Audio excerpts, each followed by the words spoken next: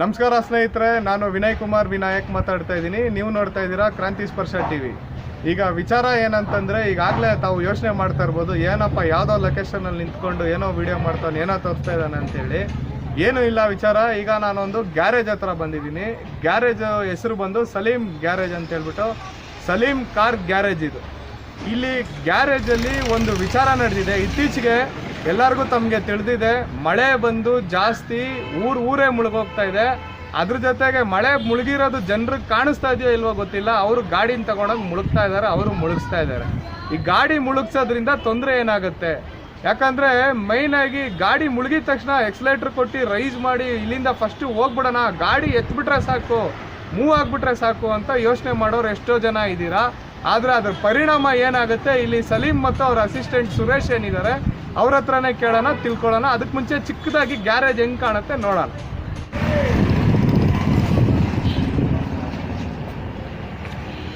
ನೋಡಿ, ಇದು ಸಲೀಂ ಗ್ಯಾರೇಜ್ ಅಂತೇಳಿ, Saleem car garage. Mobile number ಇಲ್ಲೇ ಇದೆ, 9845098153. ಇನ್ನೊಂದು ನಂಬರ್ 7975159927. ಎರಡು ನಂಬರ್ ಇದೆ ಅವ್ರ ಹತ್ರ. ಮೇಲ್ಗಡೆ ಇರೋ ನಂಬರ್ 9845098153, ಈ ನಂಬರ್ಗೆ ಮಾಡಿದ್ರೆ ಭಾಳ ಒಳ್ಳೆಯದು. ಸೊ ಇದು ವರ್ಕ್ಶಾಪು ಎಲ್ಲ, ಇದು ಒಳಗಡೆ ಸ್ಟೋರ್ ರೂಮ್ ಎಲ್ಲ ಇದೆ ಅವ್ರದ್ದು. ಸ್ಟಾಕ್ ಎಲ್ಲ ಇಡೋದಕ್ಕೆ, ಅರೇಂಜ್ ಮಾಡೋದಕ್ಕೆ. ನೋಡಿ, ಎಲ್ಲ ಬಿಚ್ಚಿರೋ ಅಂಥ ಪಾರ್ಟ್ಸ್ಗಳೆಲ್ಲ ಇಲ್ಲಿ ಕಾಣ್ತಾ ಇದೆ. ಇಲ್ಲಿ ಬಂತು ಅಂದರೆ ವ್ಯಾನ್ಗಳು ಎಲ್ಲ ಕೂಡ ರಿಪೇರಿದೆಲ್ಲ ಐಟಮ್ಸ್ ಇಲ್ಲಿದೆ. ಹಳೆ ಗಾಡಿ ಎಲ್ಲ ಕೂಡ ಇಲ್ಲಿದೆ. ಇಲ್ಲಿ ಅವ್ರು ಏನು ರಿಪೇರಿ ಮಾಡ್ತಾ ಇದ್ದಾರೆ, ನಾನು ಏನು ಹೇಳಿದೆ ವಿಚಾರ, ಆ ವಿಚಾರದ ಬಗ್ಗೆ ನೋಡೋಕೆ ಹೋಗೋಣ ಬನ್ನಿ.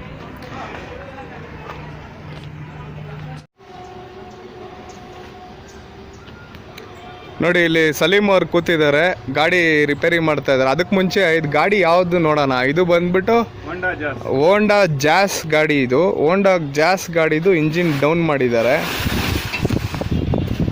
ಇಲ್ಲಿ ಕಾಣ್ತಾ ಇದೆ. ನೋಡಿ, ಇದು ಇಂಜಿನ್ ಎಲ್ಲ ಕೇಸಿಂಗ್ ಎಲ್ಲ ಬಿಚ್ಚಿರೋಂಥದ್ದು.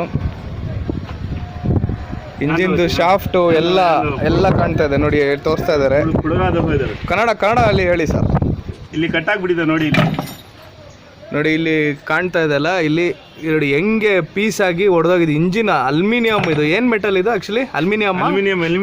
ಅಲ್ಯೂಮಿನಿಯಮ್ಮೇ ಈ ರೀತಿಯಾಗಿ ಒಡೆದೋಗಿದೆ, ಕಟ್ಟಾಗಿದೆ ಅಂತಂದರೆ ಯೋಚನೆ ಮಾಡಬೇಕು ತಾವು. ಇದು ಪಿಸ್ಟನ್ ಅಲ್ಲ? ಪಿಸ್ಟನ್ ಇಲ್ಲಿ ಕಟ್ಟಾಗಿದೆ ನೋಡಿ. ಪಿಸ್ಟನ್ ಈ ಥರ ಇರೋದು, ಫುಲ್ ಸ್ಟೇಟ್ ಈ ಥರ ಇರೋದು ಪಿಸ್ಟಿನ್. ನೋಡಿ, ಈ ಥರ ಇರೋಂಥ ಪಿಸ್ಟಿನ್ ಉದ್ದಕ್ಕೆ, ಒಂದು ನಿಮಿಷ ಅದು ಕೆಳಗಡೆ ಇಕ್ಕಿ. ನೋಡಿ, ಈ ಥರ ಇರೋಂಥ ಉದ್ದಕ್ಕೆ ಇರೋಂಥ ಪೀಸು, ಅದನ್ನ ಹಂಗೆ ಪಕ್ಕದಲ್ಲಿ ಇಕ್ಕಿ. ಅದು ಕಟ್ಟಾಗಿ ಇದಕ್ಕೆ ಹೊಡೆದಿರೋದು ಬೋರ್ಗೆ ಅಲ್ಲ, ಪಕ್ಕದಲ್ಲಿ ಇಡಿ, ಇಲ್ಲಿ ಕೆಳಗಡೆ ಅದು ನೋಡಿ ತೋರಿಸಿ, ಅದು ಹೆಂಗಿದೆ ಅಂತ ನೋಡೋಣ. ನೋಡಿ, ಆ ರೀತಿ ಒಂದು ಮೆಟಲ್ಲೇ ಪೀಸ್ ಆಗಿ ಒಡೆದೋಗಿದೆ, ಕಟ್ಟಾಗಿರೋದು. ಚಿಂದಿ ಚಿತ್ರಾನ್ನ ಆಗೋಗಿದೆ. ಆಮೇಲೆ ಇದು ಸಂಪು, ಇದೇನು ಸಂಪ ಅಂತ ಹೇಳ್ತಾರ? ಕೆಳಗಡೆ ಕ್ರಾಂಕಿಸ್ ಅಂತ ಹೇಳೋದು. ಆಯಿಲ್ ಇದ್ರಲ್ಲಿ ಇರೋದು, ಆಯಿಲ್ ಎಲ್ಲ ಇದ್ರಲ್ಲಿ ಲೋಡ್ ಆಗಿರೋದು. ಇದರಲ್ಲಿ ಇದನ್ನ ಕಟ್ಟಾಗಿ ಇಲ್ಲಿನೂ ಹೋಲ್ಸ್ ಆಗಿದೆ. ಇದು ಎಲ್ಲ ವೇಸ್ಟ್. ಇದು ಎಲ್ಲ ಬೋರ್ ಚೇಂಜ್ ಮಾಡಬೇಕು, ಈ ಸಂಪು ಚೇಂಜ್ ಮಾಡಬೇಕು. ನೋಡಿ, ಇದೆಲ್ಲ ಈ ತರ ಕಟ್ಟಾಗಿರೋದು ಈ ತರ. ಸೊ ರಶ್ ಹಿಡ್ದು ಎಲ್ಲ ಜಾಮ್ ಆಗಿಬಿಟ್ಟಿದೆ. ಇದು ನೋಡಿ, ಇದೆಲ್ಲ ರಸ್ಟ್ ಹಿಡ್ದಿದೆ ಬೇರೆ, ನೀರು ನಿಂತ್ಕೊಂಡು. ಇಲ್ಲಿ ನೀರಿನಲ್ಲಿ ಹೋಗ್ಬಿಟ್ಟು ಎಲ್ಲ ಪಿಸ್ಟಿನ್ ಗಿನ್ಸ್ ಎಲ್ಲ ಜಾಮ್ ಆಗ್ಬಿಟ್ಟು ಎಲ್ಲ ರಸ್ಟ್ ಹಿಡ್ಕೊಂಡ್ಬಿಟ್ಟಿದೆ. ಇದು ಎಲ್ಲ ಫುಲ್ ಇದು ಚೇಂಜ್ ಮಾಡಬೇಕು. ಇದು ಸೊ ಅದು ಆಲ್ಟ್ರೇಷನ್ ಕೆಲಸ ಮಾಡಿದ್ರೆ ಮತ್ತೆ ಒಂದು ತಿಂಗಳಿಗೆ ಕೈಗೆ ಬಂದ್ಬಿಡ್ತದೆ ಇದು. ಸೊ ಹಂಗಂದ್ರೆ ಇದು ಲೇತಲ್ಲಿ ಹೋಗಿ ಆಲ್ಟ್ರೇಷನ್ ಮಾಡಿ ಏನು ಮಾಡಕ್ ಸಾಧ್ಯ ಇಲ್ಲ. ಮಾಡಬಹುದು, ಬಟ್ ಲೈಫ್ ಬರಲ್ಲ. ಬಟ್ ಏನಂದ್ರೆ ಅದು ಸೇವ್ ಯಾಕೆ ಈ ತರ ಆಗಿರೋದಂದ್ರೆ, ಅದು ನೀರು ಹೋಗಿದೆಯಲ್ಲ ಫುಲ್, ಆ ಟೈಮಲ್ಲಿ ಗಾಡಿ ಆಫ್ ಮಾಡ್ಬಿಟ್ಟು ಸ್ಟಾರ್ಟ್ರೇ ಮಾಡಬಾರ್ದು. ಗಾಡಿ ಆಫ್ ಮಾಡ್ಬಿಟ್ಟು ಮೆಕ್ಯಾನಿಕ್ ಕರ್ಸಿ, ಮೆಕ್ಯಾನಿಕ್ ಏನೇನ್ ವಾಟರ್ ಎಲ್ಲ ಪ್ಲಗ್ ಎಲ್ಲ ಬಿಚ್ಚಿ, ವಾಟರ್ ಎಲ್ಲ ಆಚೆ ತೆಗಿದ್ಬಿಟ್ಟು ಆಮೇಲೆ ಸ್ಟಾರ್ಟ್ ಮಾಡಿದ್ರೆ ಏನ್ ಪ್ರಾಬ್ಲಮ್ ಇಲ್ಲ. ಅವ್ರ ಏನ್ ಇಂಜಿನ್ ಒಳಗಡೆ ನೀರು ಹೋಗ್ಬಿಟ್ಟಿದೆ, ಅದು ಹೋಗಕ್ಕೆ ಅರ್ಜೆಂಟ್ ನಲ್ಲಿ ಸ್ಟಾರ್ಟ್ ಮಾಡಿ ರೈಸ್ ಮಾಡಿರಲ್ಲ, ಅದ್ ನೀರ್ ಪಿಸ್ಟಿನ್ ಮೇಲೆ ಅಡ್ಡ ಬಂದ್ಬಿಟ್ಟು ಅದು ರೈಸ್ ಆಗಕ್ಕೆ ಗ್ಯಾಪ್ ಸಿಕ್ಕಿಲ್ಲ. ಆ ಗ್ಯಾಪ್ ಸಿಕ್ಕಿಲ್ಲ ಕಾರಣಕ್ಕೆ ಅದು ಕನೆಕ್ಟಿಂಗ್ ರಾಡ್ ಕಟ್ ಆಗಿ ಬೋರ್ ಎಲ್ಲ ಊಸ್ಟ್, ಆಮೇಲೆ ಸಂಪುನು ಊಸ್ಟ್. ಇದಕ್ಕೆ ಇವಾಗ ನೋಡಿ, ಅವ್ರು ಮಾಡಿದ್ರು ಸ್ವಲ್ಪ ಹುಷಾರಾಗಿ ಮಾಡಿದ್ರೆ, ಫೋನ್ ಮಾಡಿದ್ರೆ ಅಕಸ್ಮಾತ್ ನೀರ್ನಲ್ಲಿ ಹೋಗ್ಬಿಟ್ಟಿದೆ, ನಾನು ಹಂಗೆ ಸ್ಟಾಪ್ ಮಾಡ್ಬಿಟ್ಟಿದೀನಿ, ಗಾಡಿ ಮೆಕ್ಯಾನಿಕ್ ಅವ್ರಿಗೆ ಫೋನ್ ಮಾಡಿ ಈ ತರ ಹೇಳಿದ್ರೆ ಇಷ್ಟು ಸೇವ್ ಆಗ್ಬಿಡೋದು. ಮೆಕ್ಯಾನಿಕ್ ಬಂದು 1-2 ಅವರ್ ಕೆಲಸ ಮಾಡಿ ಇದು ಕರೆಕ್ಟ್ ಆಗಿ ಮಾಡಿ ಗಾಡಿ ರನ್ನಿಂಗ್ ಆಗ್ಬೋದು. ಅವ್ರು ಮಾಡಿದ ತಪ್ಪಿಗೆ ನೋಡಿ ಇಷ್ಟು ಲಾಸ್. ಓಕೆ ಬೋರ್ ಚೇಂಜ್ ಮಾಡಬೇಕು, ಕಿರಾಂಕೀಸ್ ಚೇಂಜ್ ಮಾಡಬೇಕು. ಆಮೇಲೆ ಫುಲ್ ಏನೇನ್ ರಸ್ಟ್ ಬಿಟ್ಟಿದೆ ಇದು, ಇದಕ್ಕೆಲ್ಲ ಫುಲ್ ಫಜಿಟಿ ಆಗ್ಬಿಟ್ಟಿದೆ ಇದು. ಆಮೇಲೆ ಇದು ನೋಡಿ, ಇದು ಪಿಸ್ಟಿನ್, ಆಮೇಲೆ ಇದು ಪಿಸ್ಟಿನ್. ಬಾಪ ಇಲ್ಲಿ ತೆಗಿಯ, ಇದು ಫುಲ್ ಜಾಮ್, ನೀರ್ ಏಡ್ಗೆ ಇದು ಪಿಸ್ಟಿನ್ ಜಾಮ್ ಆಗ್ಬಿಟ್ಟಿದೆ ಇದು. ಫುಲ್ ಜಾಮ್ ಬರ್ತಾ ಇಲ್ಲ, ಪಿಸ್ಟಿನ್ ಹೊಡ್ಕೊಂಡು ತೆಗಿತಾ ಇದ್ದೀನಿ.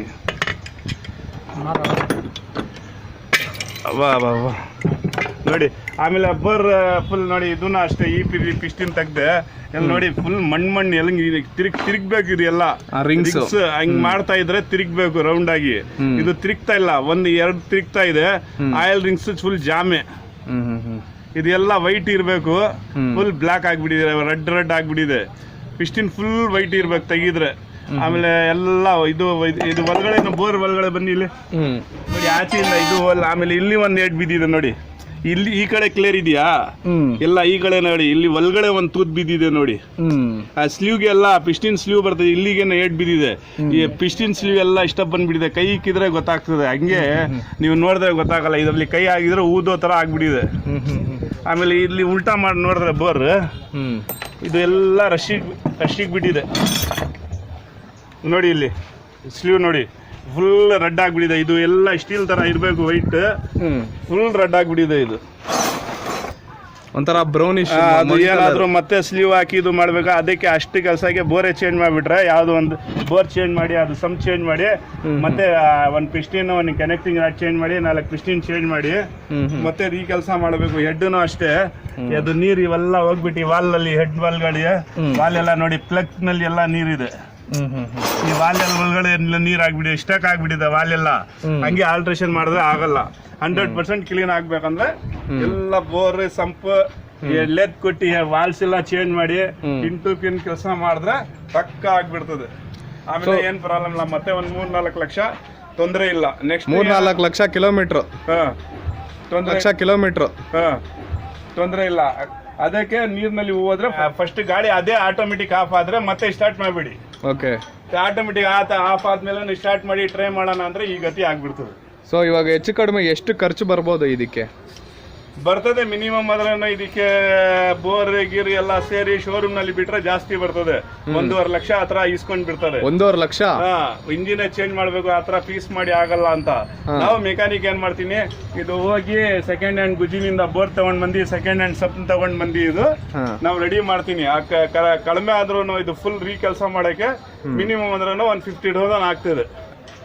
ಸೊ 50,000 ರೂಪಾಯಲ್ಲಿ ಮಾಡ್ತೀರಾ 1.5 ಲಕ್ಷ ಆಗೋದು. ಗ್ಯಾರೇಜ್ ಇದು ಶೋರೂಮ್ಗೆ ಹೋದ್ರೆ 1.5 ಲಕ್ಷ ಆಗುತ್ತೆ. ಶೋರೂಮ್ ಹೋದ್ರೆ ಈ ತರ ಆಲ್ಟ್ರೇಷನ್ ಕೆಲಸ ಇಲ್ಲ, ಫುಲ್ ಇಂಜಿನ್ ಅಸೆಂಬಲ್ ಇತ್ತು, ಹೊಸ ತಗೊಂಡ್ ಬಂದು ಬಿಲ್ ಕೊಟ್ಬಿಡ್ತಾರ. ಆಮೇಲೆ ಏನ್ ಮಾಡಕ್ ಆಗಲ್ಲ, ಯಾಕೆಂದ್ರೆ ಅವರು ಶೋರೂಮ್ ನಲ್ಲಿ ಹೋಗಿ ಬೋರ್ ಪರ್ಚೇಸ್ ಮಾಡಿ, ಇದು ಸಂಪ್ ಪರ್ಚೇಸ್ ಮಾಡಿ, ಎಲ್ಲ ಪಿಸ್ಟನ್ ಗಿಸ್ಟಿನ್ ಅದು ಇಂಜಿನ್ ಸಮೇತ, ಹಾಫ್ ಇಂಜಿನ್ ಸಮೇತ ತಗೊಂಡ್ ಬರ್ತಾರೆ. ಹೆಡ್ ಚೆನ್ನಾಗಿದೆ ನೋಡ್ತಾರೆ, ಇಲ್ಲ ಅಂದ್ರೆ ಹೆಡ್ ಚೇಂಜ್ ಮಾಡ್ಬಿಡ್ತಾರೆ. ಸೊ ಏನ್ ಅಡ್ವೈಸ್ ಹೇಳ್ತೀರಾ ನೀವು ಓವರ್ ಆಲ್ ಆಗಿ? ಇಷ್ಟೊಂದೆಲ್ಲ ಹೇಳಿದ್ರಿ, ಚಿಕ್ಕದಾಗಿ ಏನ್ ಹೇಳ್ತೀರಾ ಕೊನೆಯದಾಗಿ ತಾವು ಕಸ್ಟಮರ್ಸ್ಗೆ ಅಥವಾ ಗಾಡಿ ಓಡಿಸೋರಿಗೆ, ಡ್ರೈವರ್ಗಳು ಅಥವಾ ಓನರು, ಅವ್ರಿಗೆ ಏನು ಒಂದು ಟಿಪ್ಸ್ ಹೇಳ್ತೀರಾ ಫೈನಲ್ ಆಗಿ ಚಿಕ್ಕದಾಗಿ? ಮಳೆ ಬಂದಾಗ ಹೆಂಗೆ, ಏನ್ ಎಚ್ಚರ ತಗೋಬೇಕು? ಮಳೆ ಬಂದಾಗ ಸ್ವಲ್ಪ ಇದು ಓವರ್ ಆಗಿ ಮಳೆ ಬರ್ತಾ ಇದೆ, ಗಾಡಿ ಹೋಗ್ತಾ ಇದೆ, ಅದು AC ಹಾಕಿದ್ರು ಗ್ಲಾಸ್ ನಲ್ಲಿ ಕಾಣ್ತಾ ಇಲ್ಲ, ರಿಕ್ಸ್ ತಗೊಂಡ್ ನಿಲ್ಬಿಡಿ. ಯಾವ್ದೋ ಒಂದು ಹಬ್ಸ್ ನಲ್ಲಿ ಸೈಡ್ ನಲ್ಲಿ ಜಾಗ ಇದ್ರೆ ನಿಲ್ಸ್ಬಿಡಿ, 4 ಇಂಡಿಕೇಟರ್ ಹಾಕಿ ನಿಲ್ಸ್ಬಿಡಿ. ಸ್ವಲ್ಪ ಮಳೆ ಕಡಿಮೆ ಆದ್ರೆ, ಸ್ವಲ್ಪ ಮಳೆ ಎಲ್ಲಿ ಕಡಿಮೆ ಇರ್ತದೆ ಆ ಜಾಗಕ್ಕೆ ಹೋಗಕ್ ನೋಡಿ, ಟ್ರೈ ಮಾಡಿ. ಫುಲ್ ಮಳೆಯಲ್ಲಿ ಹೋಗ್ಬಿಡಿ, ಯಾಕೆಂದ್ರೆ ಎಲೆಕ್ಟ್ರಿಕ್ ಐಟಮ್ ಅಷ್ಟು ದೂರ ಮಳೆ ಬಂದಿಲ್ಲ ಅಂದ್ರೂ ಇಷ್ಟು ಇರ್ತದಲ್ಲ, ಆ ಮಳೆಯಲ್ಲಿ ಸರ್ರ ಅಂದ್ರೆ ಹೋದ್ರೆ ಆ ECM ಬೋರ್ಡ್ ಹತ್ರ, ಸೆನ್ಸರ್ ಹತ್ರ ಎಲ್ಲ ನೀರ್ ಸೇರ್ಕೊಂಡ್ ಬಿಟ್ರೆ ಗಾಡಿ ಸಡನ್ ಆಗಿ ಆಫ್ ಆಗ್ಬಿಡ್ತದೆ. ಸೊ ಅಂದ್ರೆ ಮಳೆನಲ್ಲಿ ಕಾರ್ ಅಂದ್ಬಿಟ್ಟು ನಾವು ಒಳಗಡೆ ಇದೀವಿ, ನಮ್ಗೇನು ಆಗಲ್ಲ ಅಂತ ಹೋಗೋದು ತಪ್ಪು. ತಪ್ಪು. ಡೀಸೆಲ್ ಗಾಡಿ ಅಂದ್ರೆ ಅಕಸ್ಮಾತ್ ಸ್ವಲ್ಪ ಅವಾಯ್ಡ್ ಆಗ್ತದೆ. ಪೆಟ್ರೋಲ್ ಗಾಡಿ ಮಾತ್ರ ಇದು ನೀರ್ನಲ್ಲಿ ಹೋಗ್ ತಕ್ಷಣನೇ ಇದಕ್ಕೆ ಸೆನ್ಸರ್ ವೈರ್ಗೆ ಎಲ್ಲ ಕರೆಂಟ್ ಸಪ್ಲೈ ಜಾಗನಲ್ಲಿ ಹೋಗ್ಬಿಟ್ರೆ ನೀರ್ ಗಾಡಿ ಆಫ್ ಆಗ್ಬಿಡ್ತದೆ. ಸೊ ಹಾಗಾಗಿ ಯಾವ್ದೇ ಕಾರಣಕ್ಕೂ ಗಾಡಿನ ಮಳೆ ಬಂದ್ರೆ ರಿಸ್ಕ್ ತಗೊಂಡು ಓಡಿಸಬಾರ್ದು. ಮಳೆ ಇದ್ರೆ ಓಡಿಸಬಾರ್ದು. ಈ ರೋಡ್ ನಲ್ಲಿ ಇಷ್ಟು ಇರ್ತದಲ್ಲ ಮಳೆ, ಅಂದ್ರೆ ಒಂದಡಿ ಮಳೆ ಇದ್ರೂ ಹೋಗ್ಬಾರ್ದು. ಒಂದಡಿ ಮಳೆ ಇದ್ರೂ ಹೋಗೋದು ಕಷ್ಟ, ಯಾಕೆಂದ್ರೆ ಅದು ಫುಲ್ ಹೋಗೋದು ಫಾಸ್ಟ್ 40-50ಗೆ ಸರ್ರ ಅಂತ ಮಳೆನಾಡಿನಲ್ಲಿ ಅದು ಕೊಟ್ಟಿರೋದು ಗ್ಯಾಪ್ ನಲ್ಲಿ ಸೀದಾ ಇಂಜಿನ್ ಹತ್ರ ಹೋಗ್ತದೆ. ಆ ಕರೆಂಟ್ ನಲ್ಲಿ ಹೋಗಿ ನೀರು ಜಾಮ್ ಆಗ್ಬಿಟ್ರೆ ಗಾಡಿ ಆಫ್ ಆಗ್ಬಿಡ್ತದೆ. ಸೊ ಆಮೇಲೆ ಅದೇ ಗಾಡಿ ಆಫ್ ಆಗ್ಬಿಟ್ರೆ ಮತ್ತೆ ಅದು ವಾಶ್ ಮಾಡಿ ಇದು ಎಲ್ಲ ರೆಡಿ ಮಾಡಬಹುದು, ಸ್ಟಾರ್ಟ್ ಮಾಡ್ಬಿಟ್ಟು. ಬಟ್ ಈ ತರ ಮಳೆಗೆ ಹೋಗ್ಬಿಟ್ರೆ, ಆಫ್ ಆಗ್ಬಿಟ್ರೆ ಫುಲ್ ಮಳೆ ನೋಡಿ, ಗಾಡಿ ಒಳಗಡೆ ಸೀಟ್ ಕೀಲಿ ತಗೊಂಡ್ ಬಾಪ ಬೀಗ ಸುರೇಶ್, ಈಗ ಸೀಟ್ ಫುಲ್ ನೀರ್ ನಿಂತು. ಓಕೆ. ಪೂರ್ ಸೀಟ್ ಮ್ಯಾಟ್ ಎಲ್ಲ ಇದೆಯಲ್ಲ ಫುಲ್ ವಾಸನೆ ಮ್ಯಾಟ್ ನಲ್ಲಿ ಸೀಟ್. ಬಟ್ ಈಗ ನಾವು ಕೆಲವೊಂದು ವಿಡಿಯೋ ನೋಡಿದೀವಿ, ಅದ್ರಲ್ಲಿ ಏನ್ ಹೇಳ್ತಾರೆ ಅಂದ್ರೆ ಈ ಟಾಟಾ ಗಾಡಿಗಳು ಎಸ್ಪೆಷಲಿ ನೀರ್ ಹೋಗಿದ್ರು ಟಾಟಾಗಿಂತ ಇದು ಯಾವ್ದು ಲ್ಯಾಂಡ್ ರೋವರ್, ರೇಂಜ್ ರೋವರ್ ಎಲ್ಲ ನೀರ್ ಹೋದ್ರೇನು ಬರ್ತಾ ಇದೆ ಗಾಡಿ, ಮುಳುಕೊಂಡು ಆಚೆ ಬರ್ತಾ ಇದೆ, ಹಂಗೆ ಬರುತ್ತೆ ಗಾಡಿ. ಇದು ಹೆವಿ ಇದೆ, ಅದೆಲ್ಲ ಸುಮ್ನೆನಾ? ಅದಲ್ಲ, ಅದು ಸೈಲೆನ್ಸರ್ ಇರ್ತದಲ್ಲ, ಸೈಲೆನ್ಸರ್ ಪೈಪ್ ನಿಂದ ಕೆಳಗಡೆ ನೀರ್ ಇದ್ರೆ ಓಕೆ ಹೋಗ್ಬೋದು. ಆ ಸೈಲೆನ್ಸರ್ ಮೇಲೆ ಬಂದ್ಬಿಟ್ರೆ ಆ ಸೈಲೆನ್ಸರ್ ನಿಂದ ಸೀದಾ ನೀರ್ ಎಲ್ಲಿ ಹೋಗೋದು? ಅಂದ್ರೆ ಇಂಜಿನ್ ಮುಳುಗಿದ್ರೆ ಏನಾಗಲ್ವಾ? ಸೈಲೆನ್ಸರ್ ಮಾತ್ರ ಮುಳುಗ್ಬಾರ್ದು ನೀವ್ ಹೇಳೋದು. ಇಂಜಿನ್ ಮುಳುಗೋದು ಅಷ್ಟೇ. ಇಂಜಿನ್ ಫಸ್ಟ್ ಸೈಲೆನ್ಸರ್ ನಿಂದಾನೇ ನೀರು ಹೋಗೋದು. ಓಕೆ. ಸೈಲೆನ್ಸರ್ ನಿಂದ ನೀರು ಹೋಗಿ ಹೆಡ್ಗೆ ಪಾಸ್ ಆಗಿ ಆಮೇಲೆ ವಾಲ್ ನಿಂದ ಪಿಸ್ಟಿನ್ಗೆ ಹೋಗ್ಬಿಡ್ತದೆ. ಆಮೇಲೆ ಆ ಏರ್ ಫಿಲ್ಟರ್ ಇಲ್ಲಿಂದ ಬಂದ್ಬಿಟ್ರೆ ಏರ್ ಫಿಲ್ಟರ್ ಗೆ ಫಸ್ಟ್ ನೀರು ಹೋಗೋದು, ಏರ್ ಫಿಲ್ಟರ್ ನಿಂದ ಇಂಜಿನ್ ಗೆ ತುಂಬಿಡೋದು. ನೋಡಿ ಇದು ಮ್ಯಾಟ್ ಎಲ್ಲ ಈ ತರ ಆಗ್ಬಿಟ್ಟಿದೆ ನೋಡಿ. ಇದು ಸೀಟ್ ತೆಗಿತೀನಿ.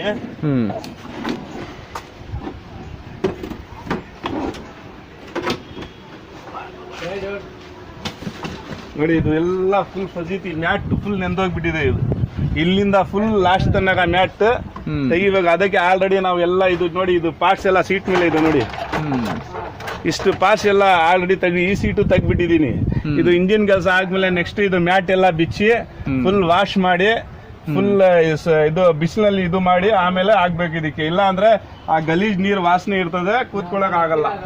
ಸೊ ಬೇಸಿಕ್ಲಿ ಸೊಳ್ಳೆನೂ ಜಾಸ್ತಿ ಬರ್ತದೆ ಗಾಡಿ ಒಳಗಡೆ. ಸೊ ಬೇಸಿಕ್ ಆಗಿ ಜಾಸ್ತಿ ಪೆಟ್ರೋಲ್ ಗಾಡಿಯವರು ಜಾಸ್ತಿ ಕಾಶನ್ ತಗೋಬೇಕು, ಡೀಸೆಲ್ ಗಾಡಿಯವರು ಸ್ವಲ್ಪ ರಿಸ್ಕ್ ತಗೊಂಡ್ರು ಓಕೆ. ಬಟ್ ಏನಂದ್ರೆ ಯಾವ್ದೇ ಕಾರಣಕ್ಕೂ ರಿಕ್ಸ್, ಬಟ್ ಡೀಸೆಲ್ ಗಾಡಿನಲ್ಲಿ ನೀರು ಎಷ್ಟಿದೆ ಆ ತರ ನೋಡ್ಕೊಂಡು ಓಡಿಸ್ಬೇಕು. ಸೊ ರೋಡ್ ಬೇಸಿಕ್ ಆಗಿ ಒಂದಡಿ ನೀರಿದ್ರೆ ಹೋಗೋದ್ ಬೇಡ, ಡೀಸೆಲ್ ಗಾಡಿ ಇರ್ಲಿ ಪೆಟ್ರೋಲ್ ಗಾಡಿ ಇರ್ಲಿ ಯಾವ ಗಾಡಿ ಇರಲಿ. ಆಮೇಲೆ ಸ್ವಲ್ಪ ರಿಕ್ಸ್ಗೆ ಇಷ್ಟು ಖರ್ಚು ಆಗ್ತದೆ.